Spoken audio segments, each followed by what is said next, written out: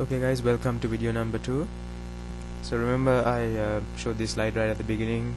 The first part was understanding what you need to write, and the second part is about rewriting.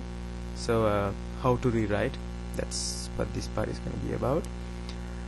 And basically in my articles you would see introduction, the body, and a conclusion, right? So you just need to keep that in your rewritten articles also. You need to make that distinction of introduction, the body, and the conclusion, kind of, right? And so let's look at a test article. Sorry, it's taking time to load. Okay. Hope you can see this clearly, right? So this would be one of the templates that you have in the set of templates that I send you, right?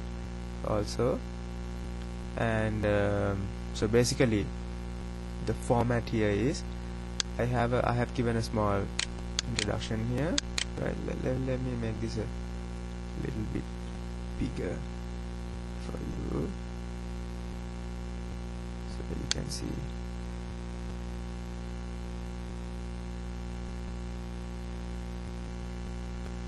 Okay, so the basic setup of this article is, as I was saying earlier, there's a small introduction here. Then I basically give them 3 options, right? Option number 1, 2, and 3, and I don't have a specific conclusion as such. I guess you could call this the conclusion, right? Anyway, so or if you don't have a particular conclusion, you make your option number 3 basically the conclusion, right? So and now I'm gonna show you how to rewrite this. Okay, so let's take the introduction for example, right? So the introduction goes, suspicion follows close on mistrust. Aren't both the same? In a relationship, the latter may be considered a full-blown version of the first. If you suspect a loved one of being unfaithful and are considering tracing a mobile number, here are the best options available today to do so. Right now, you don't have to reproduce the exact same idea, right? You just need an introduction. So I gave a start to a few introductions, so I'm gonna write this right in front of you, right? So basically this introduction basically it builds on mistrust and unfaithfulness, but you don't have to start with that, right? So here I'm gonna say there are so many reasons why people carry out reverse cell phone lookups. It could be cheating spouses to check on their kids, or for official or busy business reasons.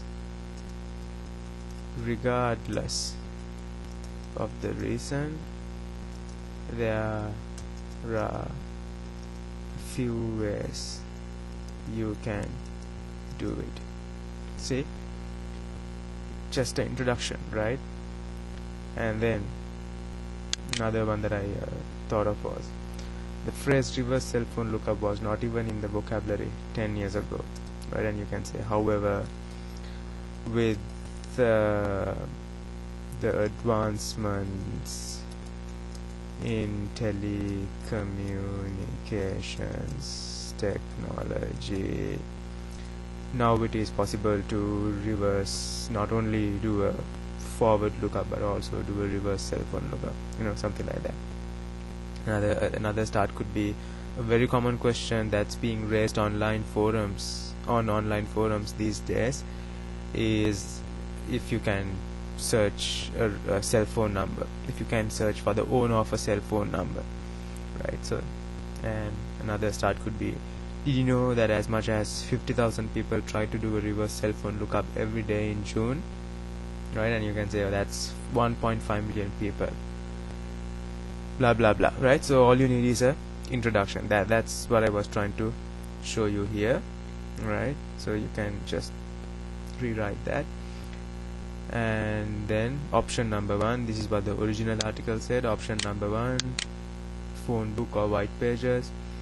Right, I don't know if you use the same terminology where you live. You know, there's something called the white pages, which is where all the residential land phone numbers are listed, and then there's something called the yellow pages, which is where the business land phone numbers are listed. Right, so basically this. Now something that I want you to do is, you know, if I have right, so you could write that as option number 1, the phone directory. See, I changed book to directory, and then here I say a telephone book or telephone directory instead of phone, and then you could say white pages and yellow pages, and here I change it to option number NO instead of the symbol one, right? And here white/yellow pages. So these are all the theoretical possibilities, right? How you could change different ways you could rewrite that particular subheading, right? So I think I was saying, you know, if you see a bolded subheading, you have to keep that format of the bolded subheading, right? And that's important. I want you to do that, right? If I have a bolded subheading, please make it a subheading and also make it bolded, right? And then I rewrote a couple of paragraphs here. So this says basically, you know, white pages works for land phone numbers, perfect for tracing landlines and looking at people you've lost contact with, but useless when it comes to looking up a mobile number, right? Wireless numbers are unregistered in the usual phone books like the white pages that we have at home and in office. People change their mobile numbers ever so often, and because mobile information is considered private too, there are laws to stop telecommunications companies from publishing such data, blah blah blah, right? And you know, I just took the idea from there, and I'm writing the idea of the paragraph, and I'm not reproducing sentence by sentence, right? So I'm saying here the white pages work great for land phone numbers. However, when it comes to cell phone numbers, it's not very helpful. Cellular numbers are considered personal and therefore not listed on public phone books. The public domain, such as the white pages,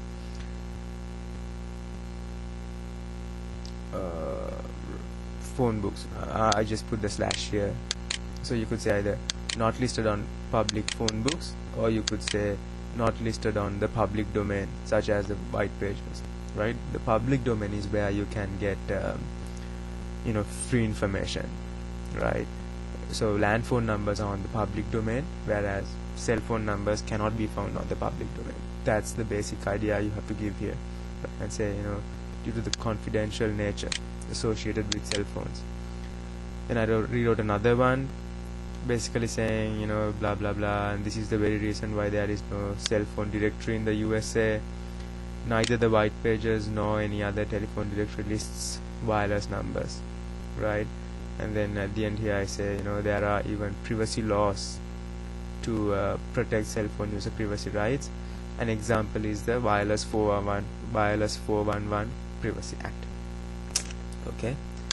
Okay, I'm gonna stop video number 2 here, and I'll talk to you on a video number 3, which will probably be the last video.